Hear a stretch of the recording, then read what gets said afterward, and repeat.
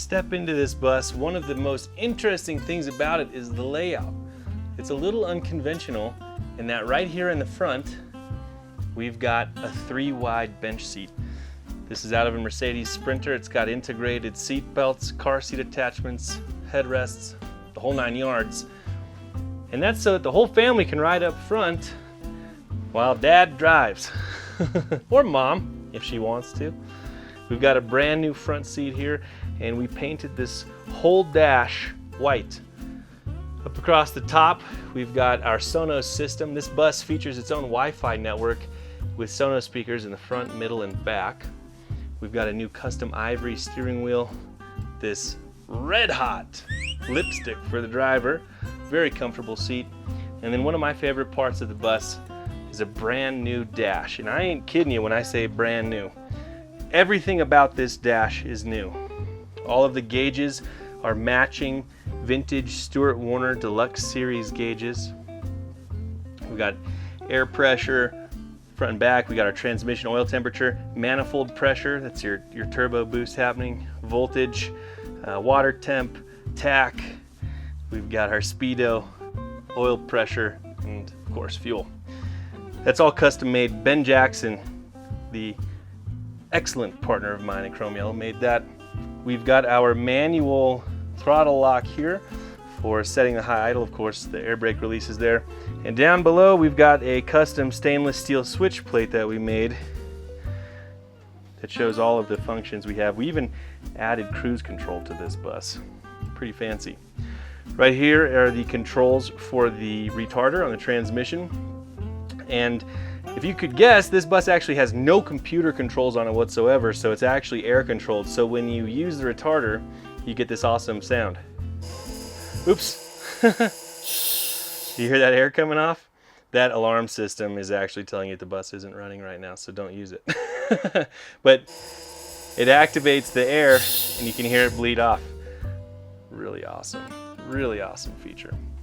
We've got our lights, our wiper controls, our heater controls, and everything else up here. We did add a backup camera. Gotta have those, and then these are the controls for the heater and defrost in the front. So probably the first thing to catch people's eye when they walk in is the floor. And this floor was made by the mom of the family that this is for. She actually went and photographed flowers and created this kaleidoscopic effect and then had it printed on a roll that we then installed in the floor. It's a really high quality vinyl floor. And then throughout we've added these really great little kind of movie theater track walkway lights that you can see there and there. There's one under that table and it goes back, and another one by the bedroom. They're just cute, and they're actually on a sensor, so they can be turned on, off, or on auto where they come on whenever it gets dark, which is really nice. Now this is one of the more unique layouts we've ever done, and it's what the client wanted. I think it's really cool. So you actually step up and over the wheel well. We've got a little door here to keep the kiddos out of the front area if needed. And you walk into the living space and it just opens up for you. And it's really something special inside here. So the first thing you'll notice here, we've got our L couch, and this actually folds out into a bed, which is really fantastic. And then above that, we've got our wet bar. Of course, no touring machine is complete without a well-stocked wet bar. Now, one special feature that this bus also has is a partition. And this is a partition that comes up, it's made out of plexiglass. And it comes up, it latches there, and that's to give the passengers some privacy from the driver and from the front area in the event that they ever hire out a driver. Now, the view from the couch sure ain't bad, am I right? We've got the early evening light coming in through the Vista views. We've got our reading lamps there. And of course, I have to mention something. Right here, we've got that Sonos system I was talking about, but if you look underneath it, we've actually got a projector screen that comes down. And right behind me is a projector stand that's totally removable, just held on by magnets for mounting a projector. These are those windows I was talking about. And as you can see, They're single pane, there's no split to them. So these windows just drop right down into the sash. We've rebuilt the whole cavity with new seals and done our best to make sure that keeping these school bus windows is not going to be a mistake. Like I mentioned earlier, the engine is actually underneath the floor in this bus. And right here you can see the trap door for accessing the top of the engine. I know you might be grumbling like, oh, that thing's got to be hard to service. You know what? It actually isn't. You pop this off in 4 screws and you have access to everything on that side of the engine, including the starter, the oil cooler, the water pump, the blower, because this engine is not only turbocharged, but it's actually got a blower on it because it's a 2-stroke. And all of that is accessible right there. It's very easy to work on, actually not that intimidating. Now, if you saw my tour of Regretless's bus and some other buses we've done, you know that we're pretty big into coming up with creative solutions for seating and entertainment. So not only does the front couch of this turn into a bed, check out what happens to the dinette when you want to have more than 2 people seating at it. Pull out this support right here, flip the Corian top over on this side. This booth slides out, doubles in size, and so does this booth. And just like that, you've got dinner for 4 that you can pack up into dinner for 2 when you're not using it. Additionally, there is storage under these booths. I know, right? So you really can have it all. Oh, and of course that light's on a dimmer because, well, everything should be on a dimmer. And it's just this easy to put away.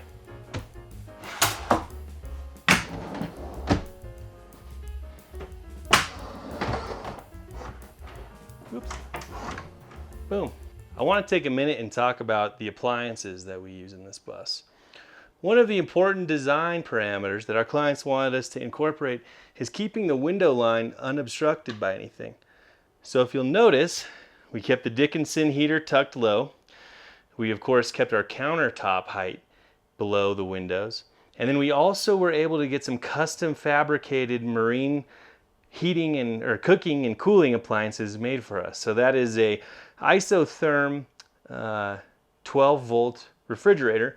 And then this right here is an isotherm drawer style freezer. Awesome, huh?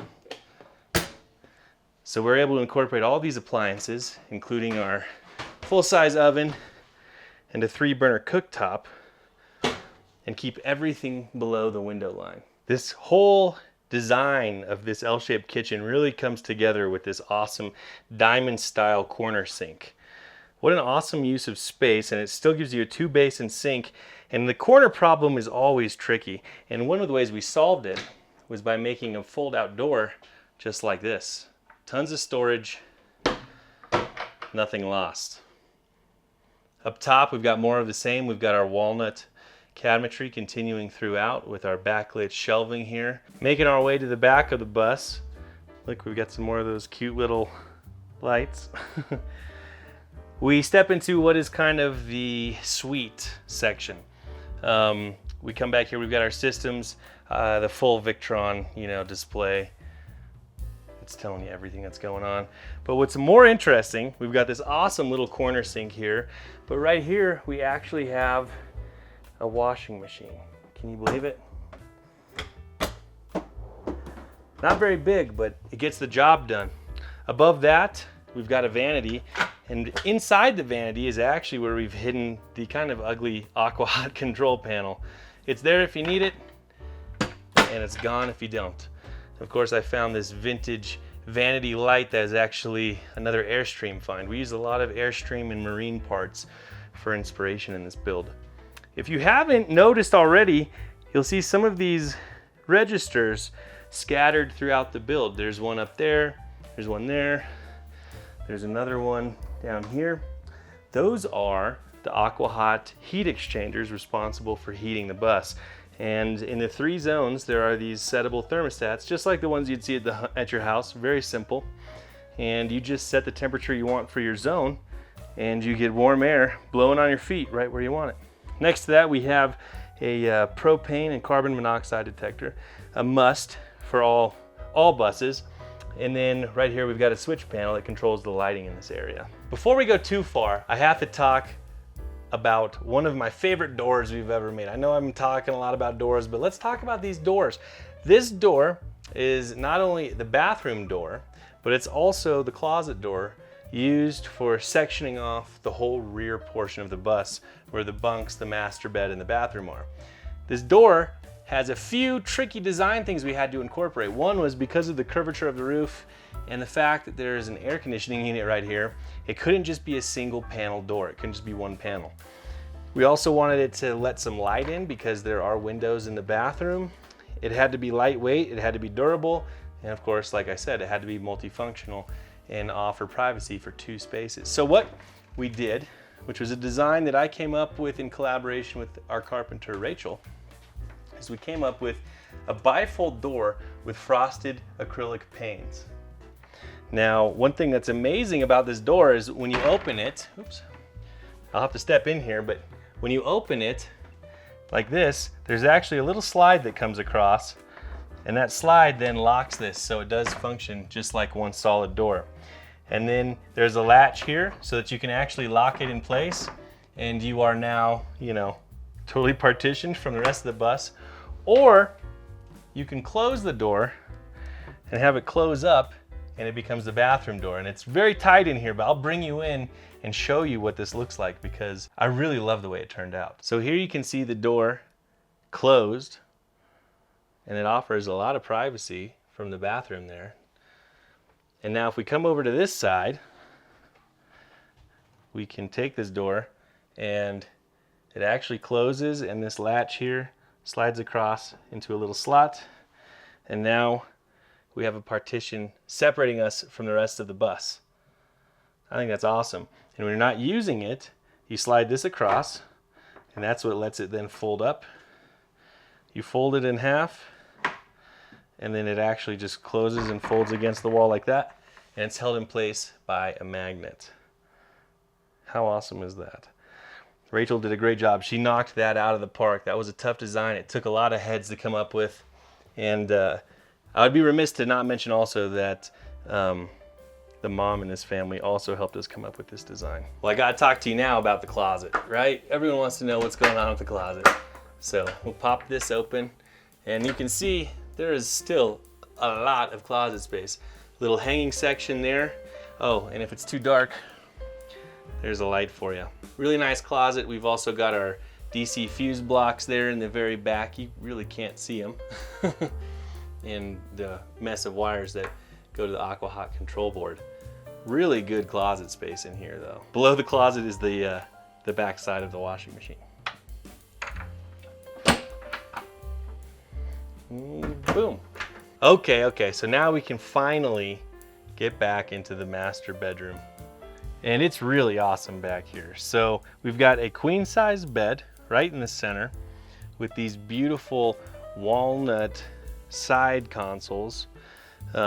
We've got our bedroom Sonos unit there. This is the thermostat for the bedroom area, which controls the heat coming out of these vents here. Of course, we've got our under bunk rope lighting. We've got some awesome reading lights back there. And then if you look up top, we've got these really cool kids bunks that are hanging from the ceiling. And these were a distinct challenge to make. And they've got a drop-down ladder, like a boat ladder.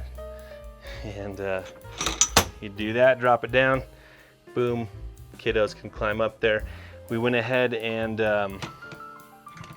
flip that up. We installed some USB ports up in there so the kids can charge their iPads or whatever, and they have their own dimmable bunk lights. And of course, under the bed, we've got a ton of storage. It's kind of dark in there, obviously, but these folks have some dogs, great dog place, and just more storage for whatever gear they might be carrying with them. I don't know about you, but with all the shiny lights and reflections and the colors of the bottles, it kind of feels like almost like Christmas around here, you know what I'm saying? I dig that. Anyway, if you're still watching, thanks for making it this far. This is a build that I'm so proud of, and really the last one that's going to be rolling out of our shop anytime soon. It means a lot to me the way this all came together, and I think we captured something that feels familiar and maybe old, but also timeless. And you know, that's always nice. I'm not Chip or Joanna Gaines, but you know, I think I know something good when I see it. Thanks for tuning in. Thanks for watching this.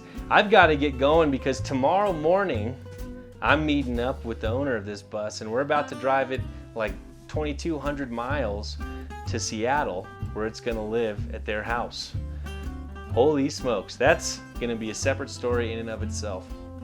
Thanks for tuning in. If you like this kind of content, make sure you hit the like and subscribe button, and until next time, we'll see you there.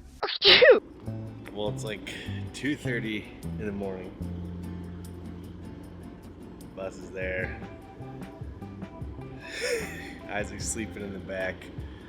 It's been a long day, crazy first day of driving, but I'm so stoked. Everything's turning out awesome. The bus is driving great.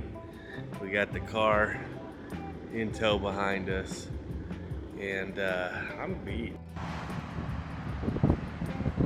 It's been a whirlwind, but look at this. We've multiplied. We picked up an MGA that my friend actually used to own. He traded it for a guitar, and then through, you know, the winding strings of fate, actually was able to buy it back. It's a 1962 MGA. So we ran over to U-Haul and we grabbed a car dolly, or a trailer actually, and pulled in this parking lot in the midst of a Kenny Chesney concert frenzy. But we're finally hitting the road. It's been a fun day actually. All right, trailing the Crown and the MG, loading up on a ferry. I've never taken a bus on a ferry. I guess I'm not the one taking it, huh? I'm in the car. Oh my gosh, I'm just grinning. Look at his face. Here we go. Woo! How fun is this? I'm like a kid in a candy shop.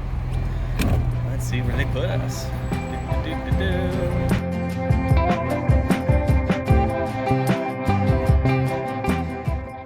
Everything's going great. It's been such a special trip. Another amazing day on the road, meeting people, and yeah, having great conversations with my friend Isaac, and premiered a video from the bus. Just check it out. And there's a beautiful crescent moon tonight. Ah, what a life, you know.